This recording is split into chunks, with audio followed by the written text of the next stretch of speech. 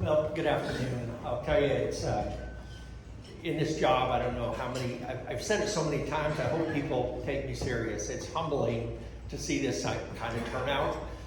This event, we started 8 years ago. I believe we're probably the only county in the state that does a State of the County. And it was started because of just that overall there were some challenges in Rogers County government, and what could we do to just try and gain trust in the people that we serve. So we started this State of the County, and I think that again, just seeing the results, the momentum, just very proud to see this many people come out and just hear what we have to say about what's going on in the county. So with that, we've got a lot of slides, a lot of information to get through. My problem will be spending too much time talking about any of the ones, so I'll try and quickly get through this so we leave time for some Q&A at the end. So we will go ahead and get started. Diana, are you in charge of? Oh, you do. This is a new device for me. As you can tell. There we go. Okay. All right. Using the wrong arrow. Okay. Just a couple of topics that we'll be discussing. And again, all this will be available electronically if we, because there are some slides that just have a lot of information. So here's your elected officials. You got Commissioner Dan DeLozier, Commissioner Hendrix, myself, Jeannie Heidlich, who's the county clerk, Kathy Edwards, the court clerk, Jason Carini, the treasurer, Scott Marsh, our assessor, Scott Walton, our esteemed sheriff, and Matt Ballard. So Matt Ballard is not here. He is doing the business of the district attorney, and in his place we've got Todd Wagner, who is the civil district attorney for us, and we are truly blessed to have Todd help us, guide us. Here's the districts broken down to 3 different districts. And we balance those by population. Each district has about, with the latest numbers, we have about 34,000 people in each of those districts. Here's the organizational structure. Not really your common. The thing about this that I'd like to touch on is you see on that center right, my right, hopefully it's your right, IT department, the information technology. We have moved away from what was a traditional IT department in Rogers County. We had a director, we had a deputy director. Those 2 individuals went on to other career opportunities, and so give us the chance to reevaluate. What do we want IT to look like as IT is evolving very quickly in all of our lives? So we put out a bid to do a third party IT. And boy, we got some great response. And one of those that responded back to our to apply was City of Claremore.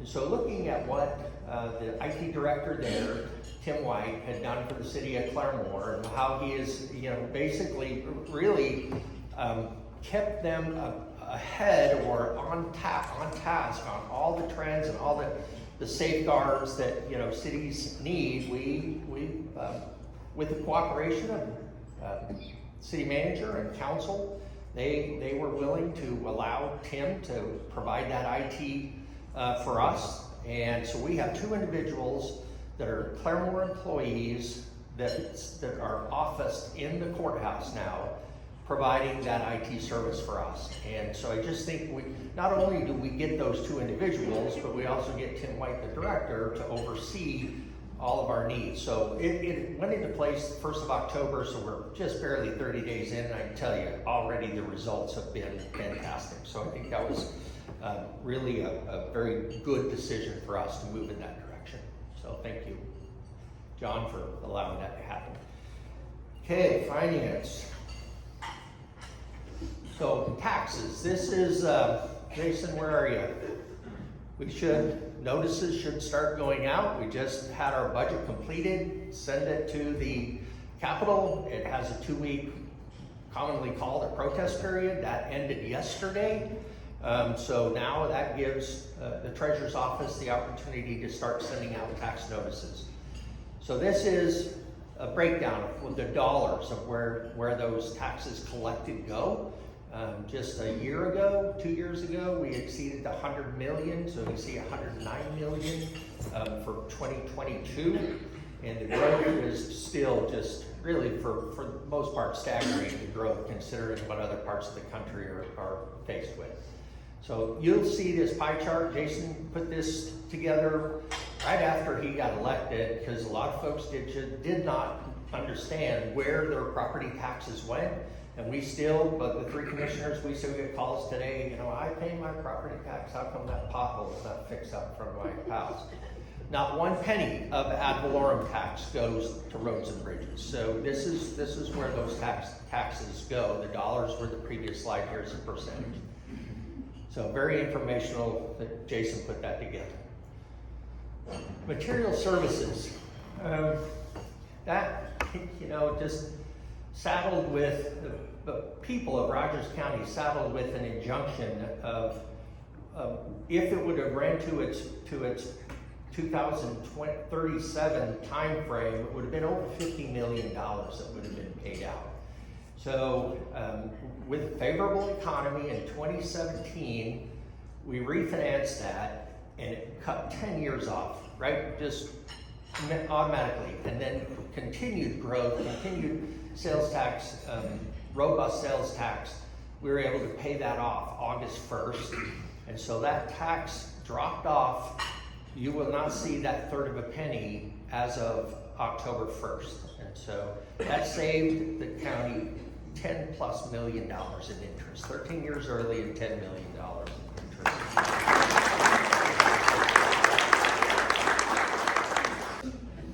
The Father's Day storm that we had was really devastating I'm sure each of you were impacted by that. For us and our county crews, it was overwhelming. So 45,000 cubic yards of debris were collected, and we are still collecting it. It is still coming in. So just one of those things that when Mother Nature throws you a curveball like that, all your other projects go on the back burner. So we are finally to the point about a month ago where we have started to really fast forward our projects that we should have started in summer. So just that storm was really tough on our crews. Economic development. So we've got lots of good stuff happening there. Is Maggie here? She is a busy lady, I'll tell you. Between her and Andrew and Debbie and just the things that they are doing for Rogers County is unbelievable with recruitment of industry, manufacturing industry, and job growth for existing. And that sometimes does not get talked about enough, is the existing businesses pouring into those. Terry May, that's what her role with CETA is, just helping the existing businesses grow. So this scholarship program, everybody's in, you see help wanted everywhere. And when you hear somebody that can't find a job, you're like, have you left the house? I mean, they're everywhere. And surely there's something out there that fits what your skill set is or what you want to do. So the scholarship program is one of probably the most productive tools that CETA, you can see the partners there, City of Claremore, Rogers County, Rogers State University, and Northeast Tech. One of the best programs that have been put together to encourage people to enter into the workforce and pursue something of interest. So some small writing there, but if you got want more information about that, get with CETA, and they can just arm you with all sorts of information about how maybe somebody know to get involved in that, but great success on that. The career portal, just kind of the same sort of marriage with the scholarships, but now there's a portal directly, so you get onto this portal. There's businesses, over 100 companies that are featured on that. It just facilitates having the company and the applicant get together. So it's just another great tool that we have here in Rogers County to just help overcome this workforce shortage. Baker Hughes, TIF. How many of you here are familiar with the TIF? Good, a lot. Because I'll tell you, from my perspective, I would say it's complicated. From John and Andrew's perspective, it's like reading a child's book. I mean, so it is, but it's a tool that Oklahoma is able to use to recruit manufacturing and using their ad valorem tax, not anybody else's, but the company's ad valorem tax, capture that ad valorem tax and put it into infrastructure or needs. So the Baker Hughes, you can see the advantages of what that TIF produced for Baker Hughes in, what is that, the only one in the country, that research and development site that they have here. So that investment, what that did is what we hope locks them into our location for decades to come, because there's no other research facility like that in the country. So, but that TIF facilitated that. Same thing, we'll talk more about a TIF in Inola, about a manufacturing company that is committed to come. Okay. One of the highlights in Rogers County, really from an industrial part, is the port. Established in the early 70s, 50 plus years of just fostering industry, manufacturing, 700 new jobs. That to me is staggering, considering how many people are struggling for employment to be able to have, but there's over 70 businesses out there. And that's what people don't realize. I mean, it's a huge economic generator for payroll, for people to have a great job. It's fairly close and bring a good paycheck home. So the port, with some of the federal money that the county got, we gave them to invest into this advanced manufacturing center. Oklahoma Manufacturing Alliance is who was the recipient of that, and they're going to build a robotics lab that, again, is nobody else that we know of anywhere is building a training center for robotics, and there'll be several different robots in there that do different functions that these manufacturers at the port are incorporating every year. They're adding more robots here in Claremore. I know there's businesses here that are using robotic labor, and you know what? There's a give and take, but when you can't find enough workers and you're willing to invest in a mechanical tool that works 24/7 if you need it, just to meet your supply, your orders. And that's what I've heard over and over from manufacturers, is they're very deliberate in committing to a project to make sure they have enough labor to build whatever that is. You don't want to overcommit and underdeliver. So, and now is the new company, if you guys haven't heard, largest solar panel manufacturer in the country will be located in the Port of Inola. It's the largest manufacturing project in the state. 2 phases. Phase 1 is 1,000 jobs, and their investment is over $1 billion. And when they complete phase 2, it'll be, here it says 1.8, but they continue to revise up. And so the last number that I heard was 2.2 billion, which again just continues to raise that bar of the largest manufacturer in the history of the state of Oklahoma. So we're very pleased to have chosen Rogers County. They're an Italian company. That's where the Enel, their U.S. presence is 3 Sun USA. They've been in the energy business in Oklahoma for years. So they are not new to Oklahoma. This is just a new industry with the solar panel. They've been in wind energy and some other energy ventures, but this is their largest investment in solar panels.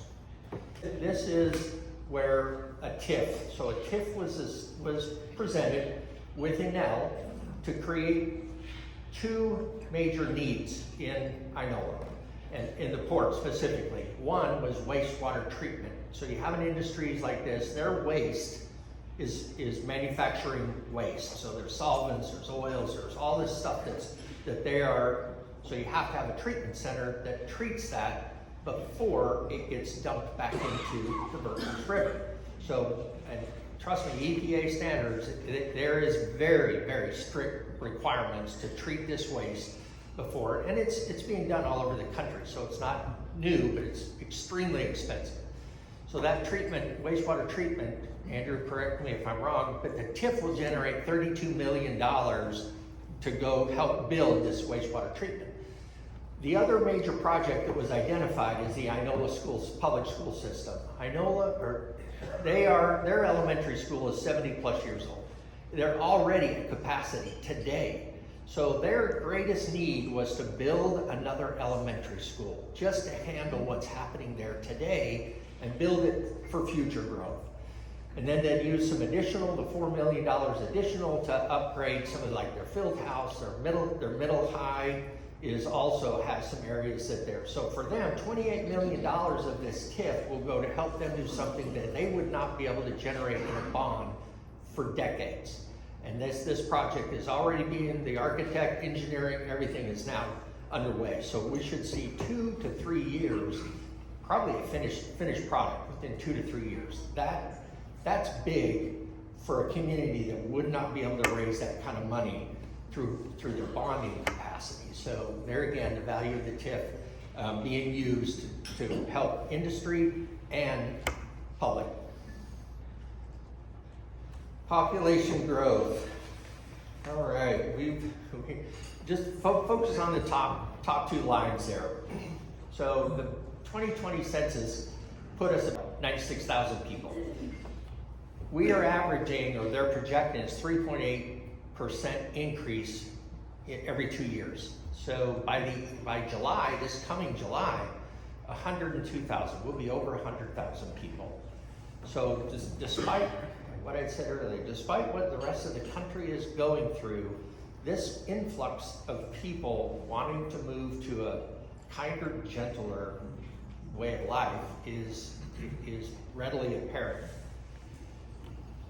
Courthouse renovation. Because of that growth, that courthouse turned 10 years old this last April of this year, turned 10 years old.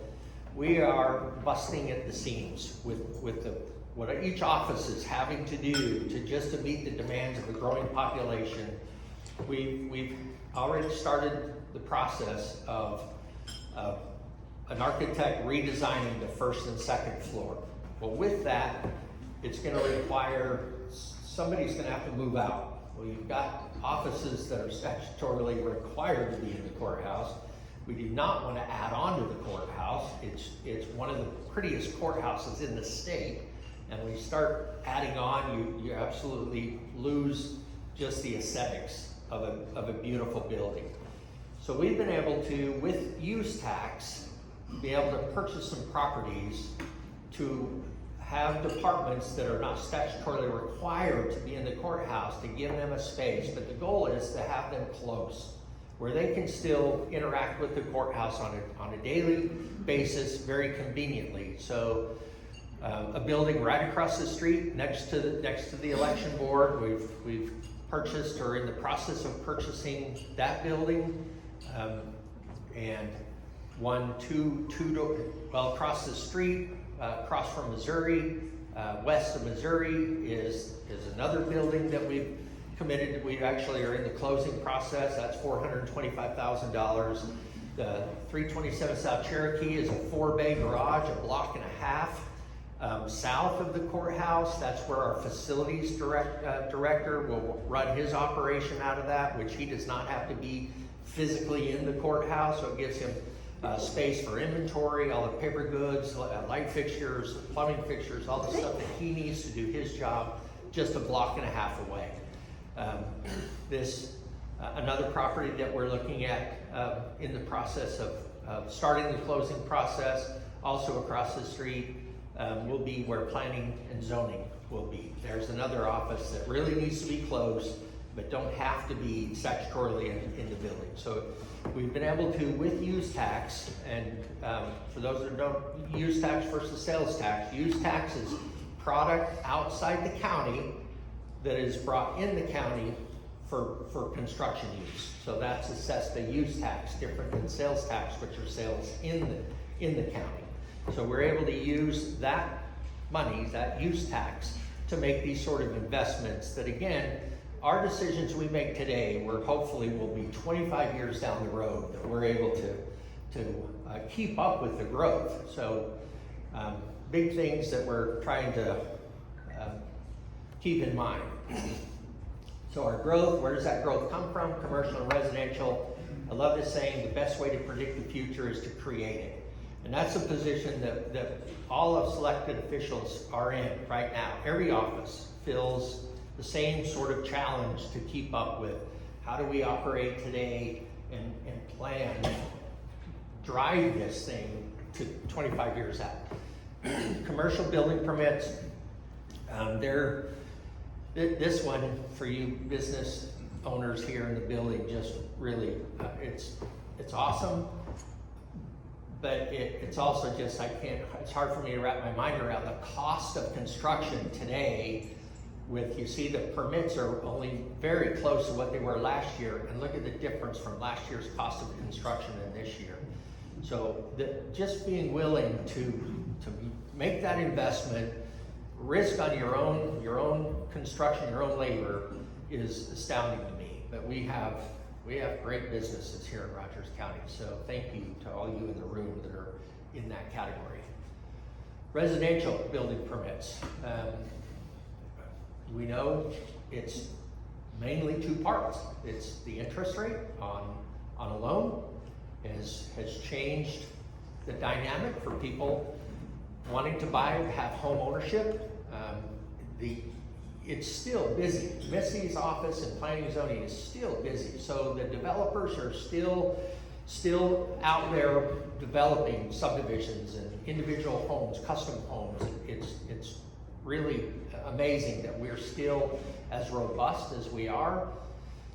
But look back, those who bought a home in the late 70s and early 80s, I mean, we've seen these interest rates, and it's very difficult, very challenging. So what do we do to help this generation of first-time home buyers achieve that home buying dream?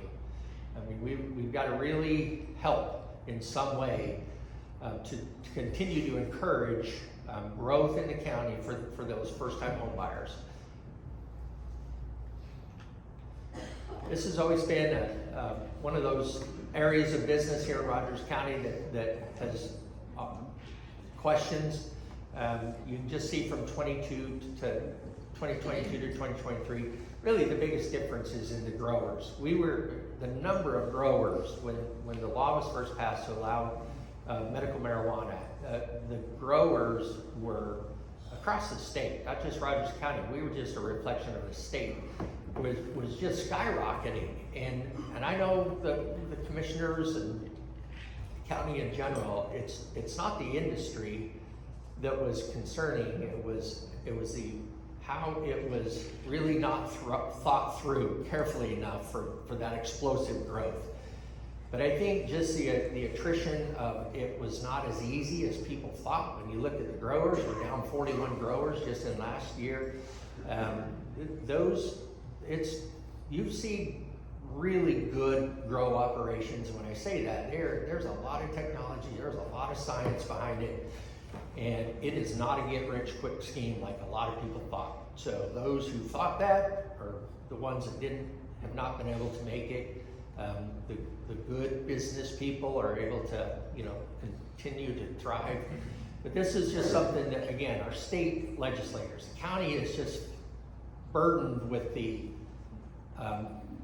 inspection process and the renewal of every year, the renewal and going out and visiting those sites again, which, like I said, at the time was just becoming overwhelming. So it's finally, I would say, starting to plateau. So we're not seeing that huge growth. Comprehensive plan. Boy, was that a process. There was 2 years of public meetings, 2 years of visiting every community, encouraging people to come out and give their input on what a comprehensive plan needs to be. What was their vision for the future of our county? Really, cities go through comprehensive plans with very little disruption. I mean, they go through, and I would just only imagine that people that live in the city are so used to that process, it's not new to them. Our comprehensive plan here in Rogers County was 15 years old, Missy? Was it 15 years old? It's recommended that you renew your comprehensive plan every 5 years. Well, this comprehensive plan costs the county, costs you, the taxpayers, about $660,000 to go through this process. It's a very labor-intensive 2-year process of just checking all the boxes, because there is boxes to be checked in order to statutorily meet the requirements of a comprehensive plan. And Missy and her team did a fantastic job trying to articulate to the people what the value of this is. It's a roadmap for the future. If you don't plan, you're not going to like what you end up with down the road. If you plan, at least you're trying to navigate it in a direction that you all feel that it's going to be productive. When you get there, you're going to like the outcome. So we had a lot of, I keep clicking it. We had a lot of public feedback, and it really gained momentum right in the last 4 months, 4 months. People were very engaged, and they were engaged over some things that were really outside of the county's ability to affect.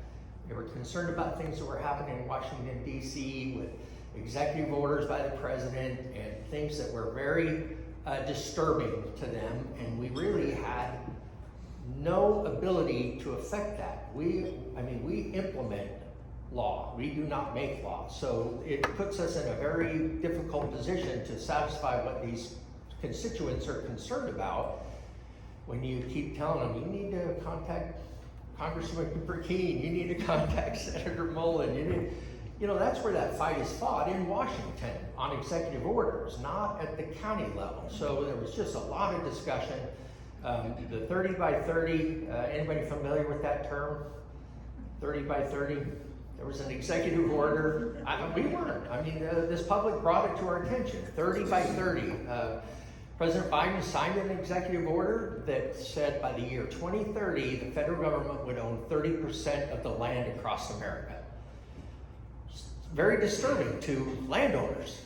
Very disturbing. They were conjuring up trails because the comprehensive plan talked about trails, and they're thinking a trail going through their pasture and houses, eminent domain and all this stuff, which is not true. Really, the federal government, during the time of this comprehensive plan and this discussion, the federal government already owned 28% of the land in America. When you talk about federal parks, the national parks, federal buildings, you look at all the Smithsonian's and right away along the Corps of Engineers, all this stuff, they already own 28%. So this last summer, August, when a tribe in Arizona gave 1 million acres to the federal government, it put them at 32%. And that did not affect anybody in this room. But it was hard to convince this group that really felt that this 30 by 30 was going to turn their land into public right-of-way. So it was very challenging, but we passed it. I'm very proud of what everybody involved, Missy especially and her team, did to really get it there. I don't think we need to wait 15 years before we do it again, though. It would be that trying hard. Transportation. We're really good at transportation. I mean that in a really positive way.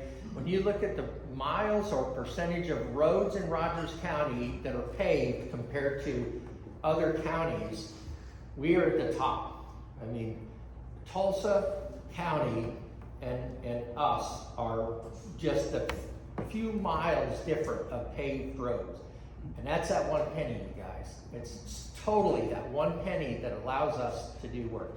You're going to have Commissioner DeLozier come up and talk about District 1 and what he's been able to accomplish in his district.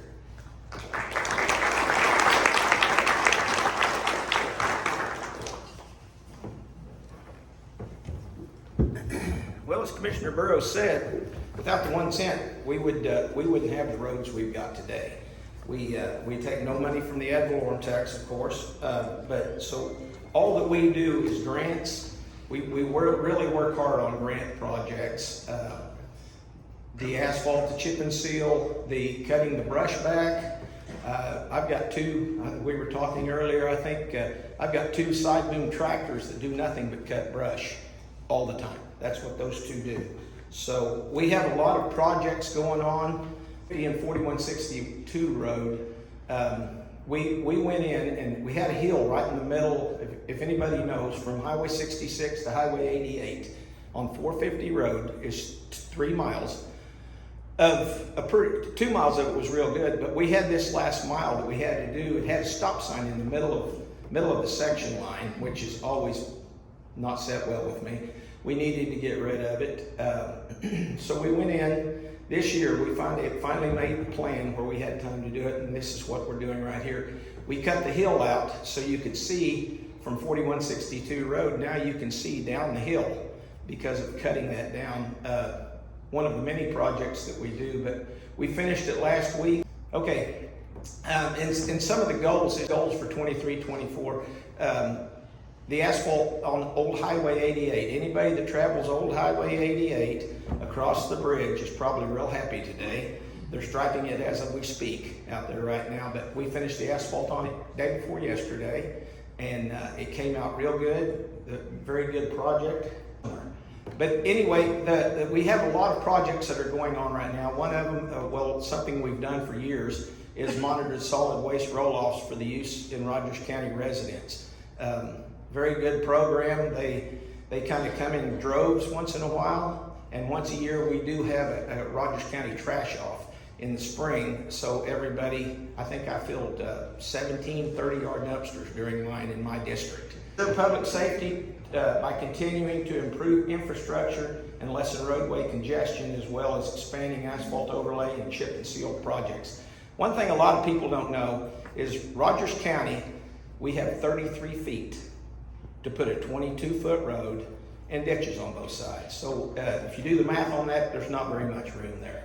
But we stuff them in as close as we can and try to get our 33 feet every time. So those are projects that we're really working on right now. We just finished 4210 road. We just widened it and actually chip and sealed it to make sure that everything was going to last until late fall. We asphalted it 2 weeks ago, came out real good, it's striped, and looks real good.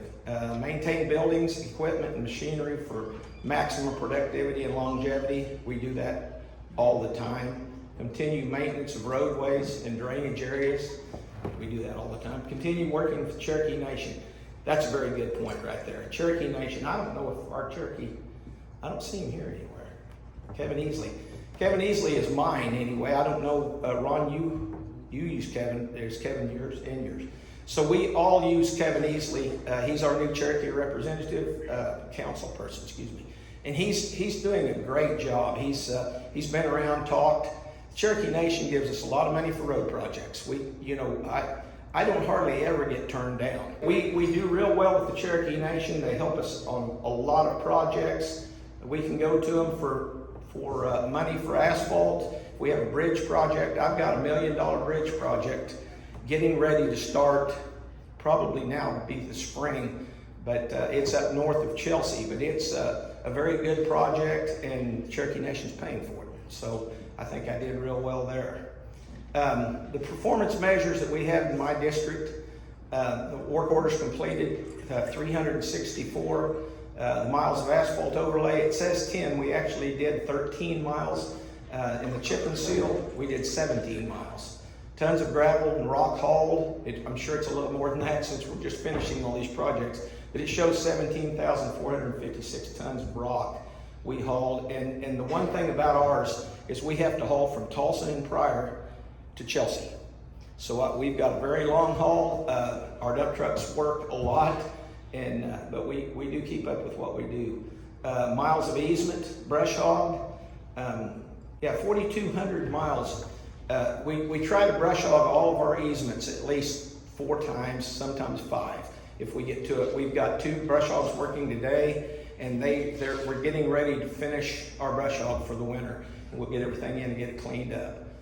Clearing of the right-of-way, we did 16 miles. And what we're talking about on the right-of-way, a lot of people, we have a lot of trees growing right out at the edge of our easement. Like I said, we've got, from the center of the road, we've got 16.5 feet.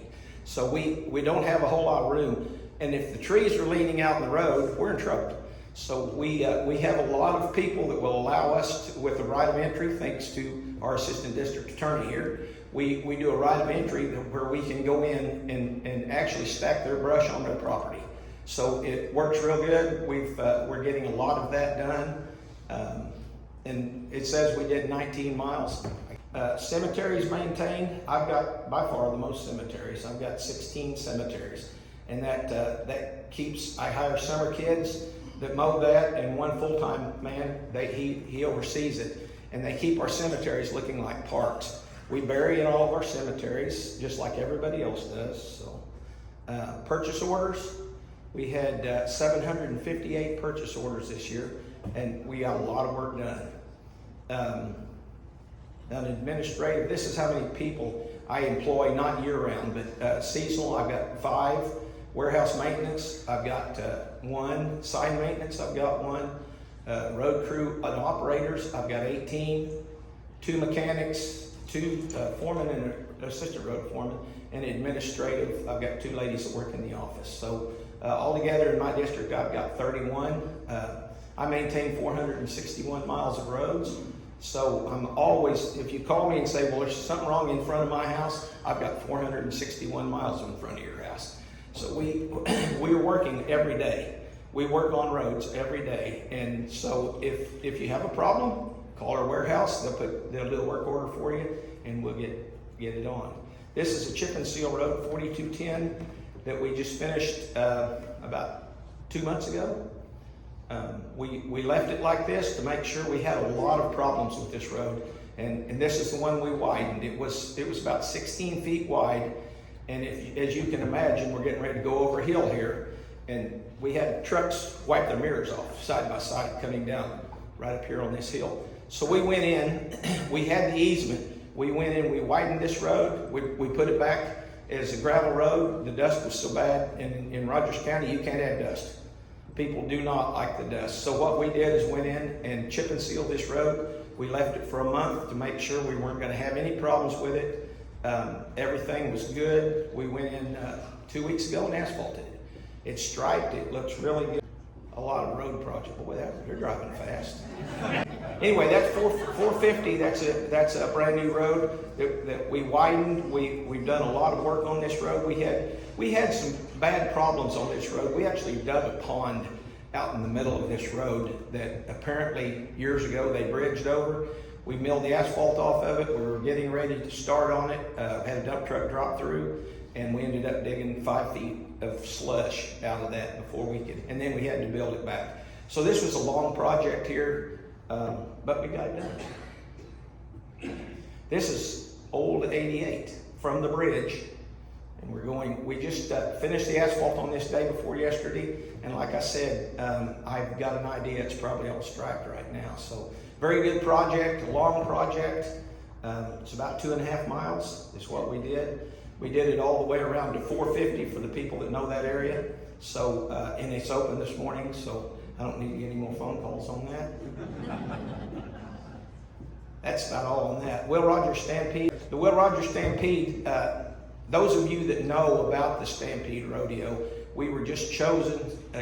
We just found out last week that we're in the top 5 for Medium Rodeo of the Year again.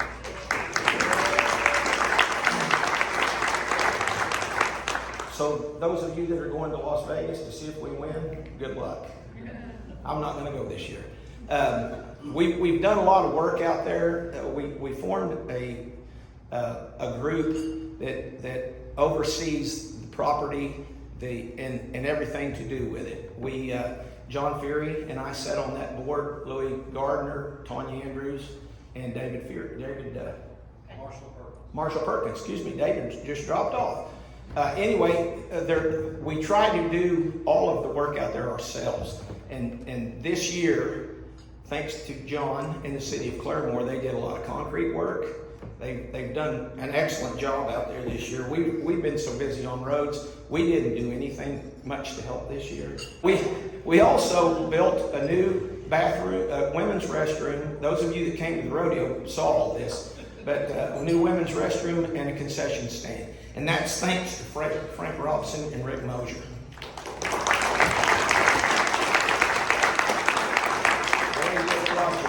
We did have an extremely large rodeo this year, had a lot of people, and did real well with it.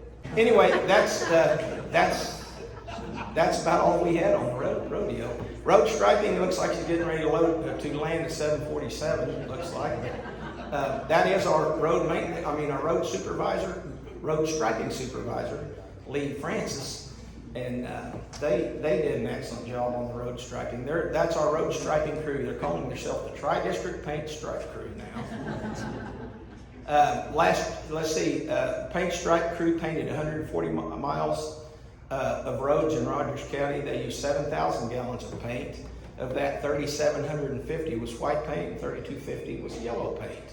48,000 pounds of glass beads. Those of you that don't know what the glass beads do, as soon as the paint hits the pavement, there's beads on top of it, and there is what causes the reflection, so you can actually see the roads. They were applied as the paint was being applied. The total cost of paint was $73,795, and the total cost of beads was $19,100.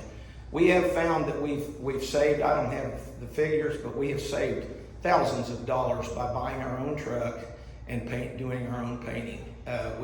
We can paint any road we need whenever it's ready to paint. Like I said, we finished the day before yesterday on my last 3-mile project, 3.5 mile, and it's getting striped right now. So we're about ready to close it up for the winter time, and they've done a great job. Now I'm going to introduce Commissioner Steve Hendrix, so you can hear about District 2.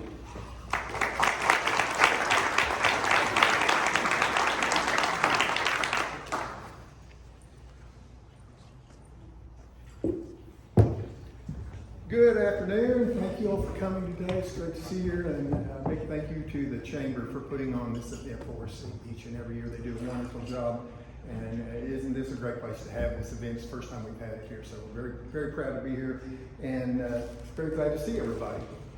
As I said, I'm just Steve Hendrix, and I have District 2 of Rogers County. District 2 is the western portion of the county, western part of Claremore. Goes into Owassa, Collinsville, Oologah, Talala, and that's pretty much where our district goes. So I'm going to highlight some of the things going on in our district. This is just an overhead picture of Road 406 west of Oologah. This is one of the major collectors in Rogers County, and you can see, I thought a while ago when the cars were speeding along that one of the problems that we have that we give to the sheriff's office, the better we make our roads, the faster the cars seem to drive.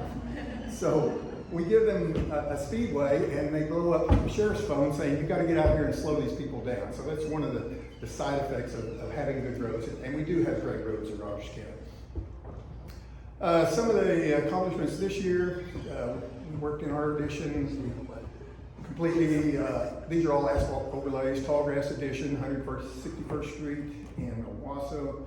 Stone Canyon, 177th Avenue. I'm going to talk a little bit more about that in just a minute. 106th Street North is in Owasso. Valley West Drive, west of Claremore, Rolling Meadows, Collinsville, Hickory Hollow Addition, Road 406, you've seen a picture of that, and Road 4090. Some of the other add-ons we did, we replaced the culverts at 98th Street, north asphalt overlay of Lone Elm Road was another add-on at the end of the year. We acquired right-of-way, the last piece of right-of-way we need for 177th East Avenue extension. We acquired that this year from Tulsa, and of course we continue not just District 2's commitment, but the county's commitment to providing high-speed internet across the county. Winging on Causeway, I've got some pictures of that. That's one of our major projects going on at this time. It's been on ODOT's 5-year plan for quite some time, awaiting funding. Cherokee Nation, a great partner again. Not every project we do in the county qualifies for tribal money, but the ones that do, we always consult with them, and they're more than happy to help us, and they're great partners to have when they can apply their tribal funds to one of our projects. This is 177th East Avenue. 177th East Avenue ends basically at what is the Patriot Golf Course. It doesn't go out to the Port Road. We need it to go out to the Port Road. If you've driven 193rd Street and seen what we've done to that and completed a couple of years ago, we took out that big hill and we had to facilitate the traffic in the Owasso area. We've got to get that traffic in and out of that area. And 193rd Street can't continue to support 10,000 cars a day. So we've begun a project to take 177th East Avenue out all the way to the Port Road. We've accomplished the first, almost the first mile of that. And that first mile was, you can see it costed $258,000 to the county.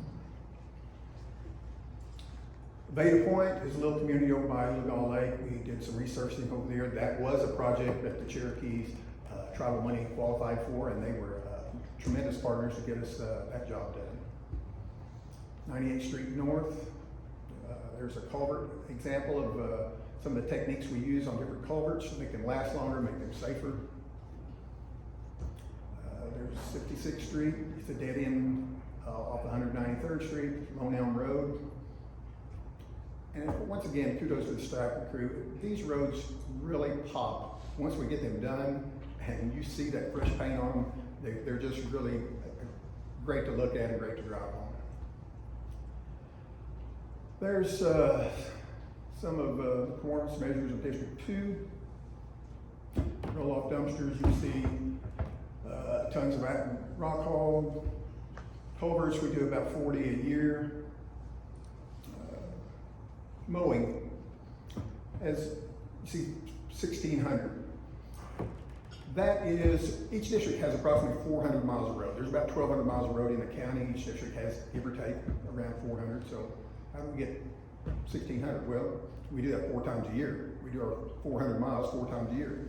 And that's still a little deceiving because you don't just go down one side, you go down both sides. So you can actually double that. Here District 2 is an example of basically what our employment looks like. We've got 2 administrative assistants, 2 road commissioners, 2 full-time mechanics, 1 part-time mechanic, about 21 operators, and at any given time in the summertime, about 6 seasonal. So in the summertime, about 37 for employment in District 2. Winging on Causeway, I told you we'd get back to that. Winging on Causeway is a road that basically crosses Uligal Lake. It was damaged twice. 2017 flood damaged it, was declared a federal disaster, qualified for federal disaster money, was put on the ODOT's 5-year plan. It was damaged again before we even got started in 2019 by record high lake levels. We almost lost the road. You can see the water almost over it. We initiated emergency repairs. When you get a disaster declared, they relax your buying requirements, luckily, and you can get things done a lot quicker for public safety reasons, obviously. So that's currently staging right now. They're staging equipment. It's going to start next month. Beko Construction won the award, and you can see it's a $22 million project. Well, the county can't do that on their own. It's a combination of federal money, state money, county money. The Cherokees are even involved in funding the county's portion of this, which is about $800,000 of that $22 million. So it also includes about a 4.5 mile road rehab, which goes from that causeway to Highway 169. Golf course.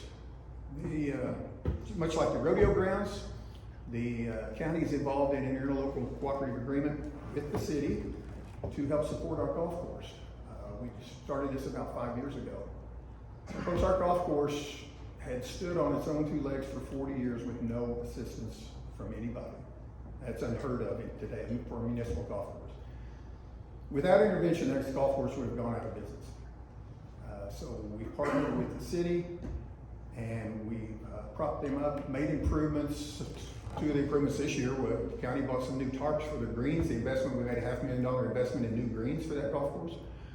We suffered some freeze damage the first 2 years, not because of temperatures in the teens, but temperatures in the single digits before they really got established. So with some additional tarps to protect those greens. The city's contribution most recently was for the irrigation system. That's also to help preserve these new greens. They obviously need water. And there's a lot of worn out irrigation equipment at that golf course. We're in the process of improving that. So very proud of the golf course. We've got some great leadership out there. Andy Forbes is the local pro. We've got a great superintendent, knows what he's doing. Sam Gillis is on board, and we're just very proud. This golf course now is a $1 million economic impact for our community. That's up 40% of where it was 5 years ago when we took this thing over. That's a great addition for us. That's something that the county's proud of, something the county needs to attract visitors, to attract rooftops. The golf course is on that list of amenities that you'd like to have, and that's why we support them. The county's also the ultimate beneficiary of the Rogers County Athletic Facilities Trust, which has always owned the golf course and run the golf course. If that golf course ever fails, the county is the ultimate beneficiary, and we don't want a failed golf course. So we don't want to inherit that. So we have some skin in the game.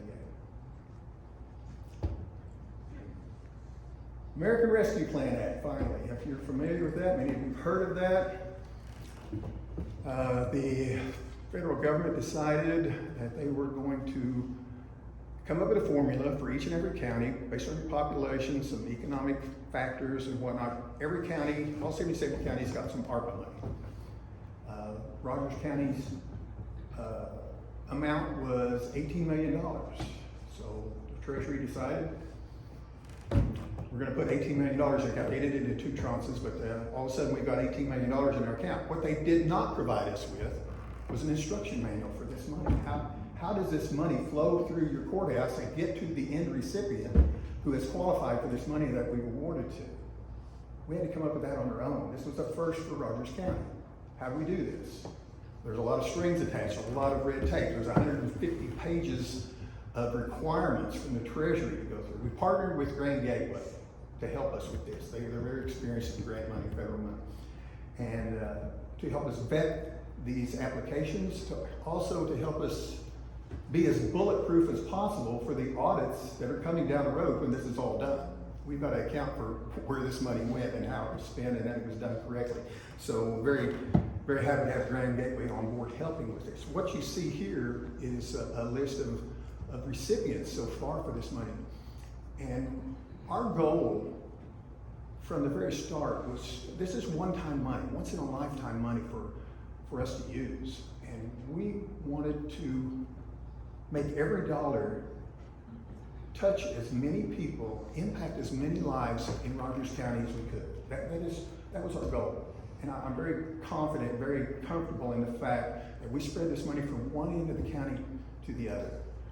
Different agencies, rural water districts, waste treatment plants. We ran the gamut of how we could use this money and affect people's lives and the different agencies and volunteer groups that benefited from this. And so, like I said, getting through this process was very tedious. We came up with a spreadsheet this wide of about 25 different steps from start to finish to get somebody an actual check for this money. And Kelly came up with the spreadsheet, by the way. She did a pretty good job for us. She's been very, very involved with Grand Gateway. And the tax numbers and the SAMS numbers and the signed contracts, and every box has to be checked all the way to the end. And we're still in this process. We've got until the end of 2024 to award the money. It's almost all gone. We have probably awarded all of it, but several $100,000. We have until 2026 to get these projects complete. But this has done a lot of good for the county, touched a lot of lives, and we're very, very proud of the job that these guys have done on distributing this money and making the best use of it. So that's kind of where your ARPA money is this time. Ron Burrows in District 3.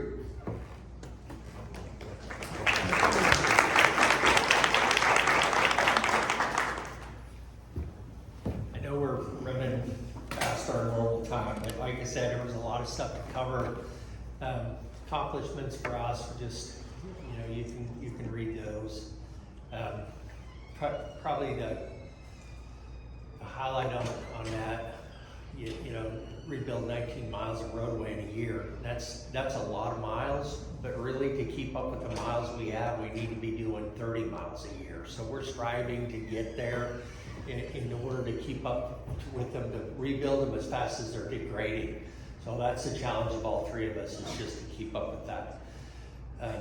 Work orders, the other two touched on that. Here's the communities that I'm collecting work orders from. Amy, who's here, she's the frontline person that's taking that call and writing down what they are. And you just see the number of work orders that we receive in a year, and that's everything from you name it. Whatever somebody would have a concern and call the office for, want us to come out and fix.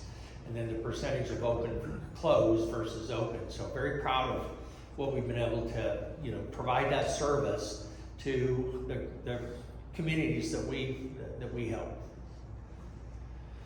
This Highway 20, everybody knows that first bridge in Claremore that's going over the BNSF and Highway 66 are 40% complete as of last week. $68 million project.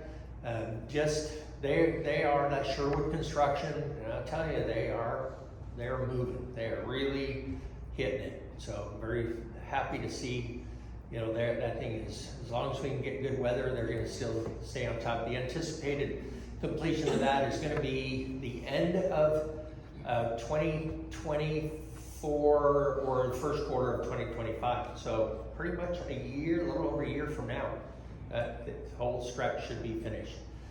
Here's a bridge in Inola that's just had all sorts of challenges, but it's another big one. It's over 88 and over the Union Pacific. So that bridge, latest that I've got, should be completed by June. So I'll be happy to get that road back open. That's old Highway 88. Two more bridges. The one on the left, a total failure, collapsed. That we're in the middle of, both road bridges show that it's collapse phase and then under construction, $480,000. These structures are very expensive. So again, without that penny, that's a one penny. It's roads and bridges, and you see the cost.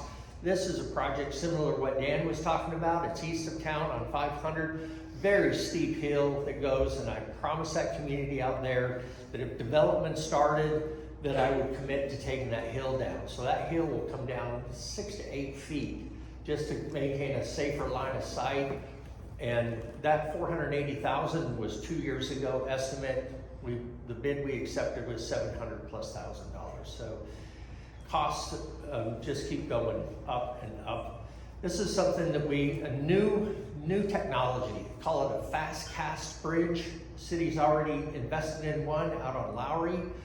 Just between Lowry, a little bit east of Owela, and so that bridge, from the time we tore the old structure out to where traffic was on it, was 10 days. Totally unheard of. So I can see I've already got 2 more bridges that need to be replaced, and I'll be using that technology, that type of bridge. So encouraging that science is really going to help us in the long run. This is interlocal agreement with Vertiger Spire.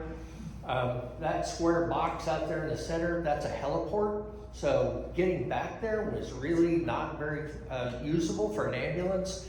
So we got a grant. We helped them with the additional cost. So the cost of that, $62,000 on District 3's funds to have a concrete driveway back to the heliport, and it goes back to the trees where there's another phase where we'll have some training center for them to do training at their fire department. NACO. So I've been very involved with the National Association of Counties. The big initiative I think the importance for us is maintenance of the waterway. The McClellan Curve Waterway, Port of Catoosa. They've gone 50+ years with next to no maintenance. They're failing. And so I was able to get a resolution passed in Washington, D.C. to push Congress to find dedicated funding for every inland waterway across America. So it's just an amazing, every barge replaces 70 semi-trucks on the road. Every barge. So the more barges, the less traffic on the road, the less wear and tear. We mentioned Operation Greenlight. That's our courthouse green from this whole week. Just a beautiful building and a visual reminder of our support for veterans. New website. We'll be introducing a brand new website. It'll launch 1st of January. And just the things that website will provide for everybody is long overdue, but there's just, the list is long for us to be working on. But that's going to have, we'll be able to progress with citizens. We'll be able to find more than just county offices. We'll have links for municipalities, rural water districts, school districts, health departments, veteran services, judicial systems, charities, to name a few. So we're just going to link just a tremendous amount of information on one website. So that'll be launched in January.